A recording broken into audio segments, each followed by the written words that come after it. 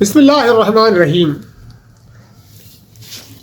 ایک حدیث ہے، حضرت محمود بن لبید رضی اللہ عنہ سے روایت ہے کہ رسول خدا صلی اللہ علیہ وسلم نے ارشاد فرمایا، تمہارے بارے میں سب سے زیادہ خوف مجھے شرک اصغر کا ہے۔ لوگوں نے دریافت کیا کہ شرک اصغر کیا ہے؟ آپ صلی اللہ علیہ وسلم نے فرمایا، ریا اور نمائش۔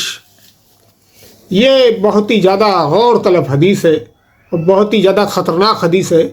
میرا خیال ہے کہ جس شرک کا اللہ کے رسول صلی اللہ علیہ وسلم نے اس حدیث میں ذکر کیا ہے، جس کو آپ صلی اللہ علیہ وسلم نے بتایا ہے، مجھے نہیں لگتا کہ کوئی انسان اس چیز سے بچا ہوا ہوگا۔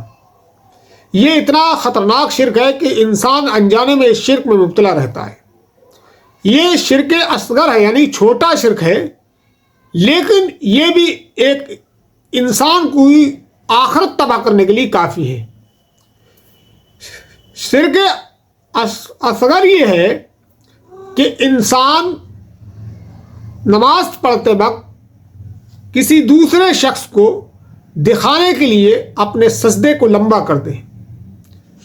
تو وہ نماز تو اللہ تعالیٰ کے لیے پڑھ رہا ہے، لیکن اس نے شرک شامل کر لیا اس میں، یعنی کہ پھر وہ سجدہ اللہ تعالیٰ کے لیے نہیں رہا، وہ سجدہ اس نے ریا اور نمائش کے لیے کیا۔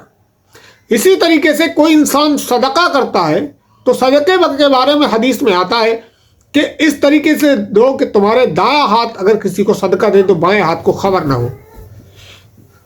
تو اسی طریقے سے نماز کو ریا اور نمائش کے لیے نہیں پڑھنا چاہیے کہ لوگ مجھے نمازی کہیں، بلکہ نماز خالصتاً اللہ تعالیٰ کے لیے پڑھنا چاہیے۔ اگر کوئی شخص کسی کو دکھانے کے لیے نماز پڑھتا ہے تو وہ شرک کرتا ہے۔ اسی طریقے سے روزہ کوئی دکھاوے کے لیے رکھتا ہے تو وہ بھی شرک کرتا ہے۔ ایک حدیث ہے کہ اللہ کے رسول صلی اللہ علیہ وسلم فرمایا، جس نے دکھلاوے کے لیے نماز پڑھی اس نے شرک کیا، جس نے دکھلاوے کے لیے صدقہ کیا اس نے شرک کیا، جس نے دکھلاوے کے لیے روزہ رکھا اس نے شرک کیا۔ اور ایک بہت ہی جو ہے خطرناک حدیث کہہ سکتے ہیں اسے، مطلب جب میں نے اس حدیث کو پڑھا تو میں تو چونک گیا۔ مجھے پھر ڈر لگنے لگا کہ اللہ تعالیٰ کا جو حق انسانوں پر ہے اس میں انسان جو کوتاہیاں کرتا ہے وہ انسان کو خیال تک نہیں ہوتا یہ میں کیا کر رہا ہوں۔ ایک حدیث میں آتا ہے کہ نبی اکرم صلی اللہ علیہ وسلم نے فرمایا کہ قیامت کے دن اللہ تعالیٰ 3 لوگوں کو بلائے گا، جس میں سے ایک شہید ہوگا، ایک وہ شخص ہوگا جس کو اللہ تعالیٰ نے بہت مال دیا ہوگا، مالدار شخص ہوگا، اور ایک عالم ہوگا۔ تو اللہ تعالیٰ سب سے پہلے شہید سے پوچھے گا کہ میں نے تجھے زندگی دی تھی، وہ زندگی تو نے کہاں لگائی؟ وہ اللہ تعالیٰ کہے گا کہ میں نے پوری زندگی تیرے دین کے لیے لگائی، میں نے جان جیسی چیز تیری راہ میں لگا دی، میں تیری راہ میں لڑتے لڑتے شہید ہو گیا، اور اس سے زیادہ میں کیا کرتا؟ میں نے جان جیسی عزیز چیز تجھے دے دی۔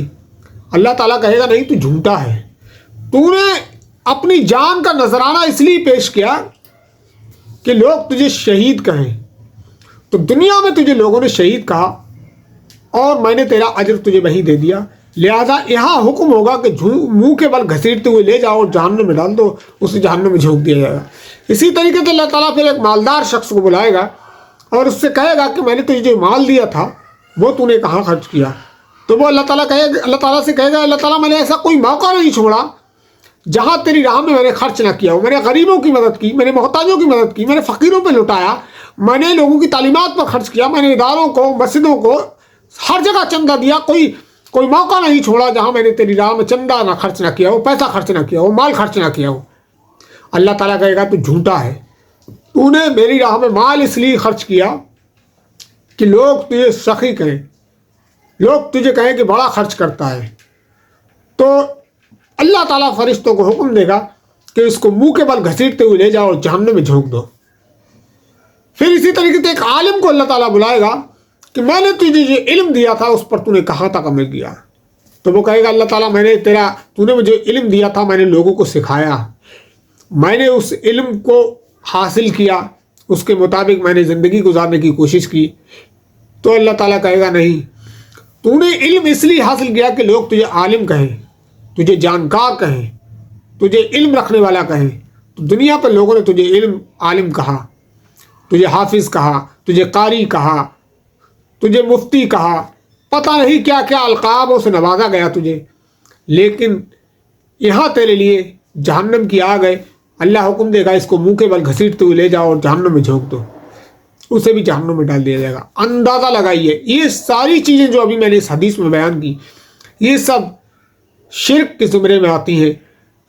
دکھاوا اللہ تعالیٰ کو قطعی پسند نہیں ہے، نمود و نمائش اللہ تعالیٰ کو قطعی پسند نہیں ہے۔ بہت سے لوگ یہ سمجھتے ہیں کہ ہم تقویٰ کی روش اختیار کرتے ہیں، یہ بڑا خطرناک معاملہ ہے۔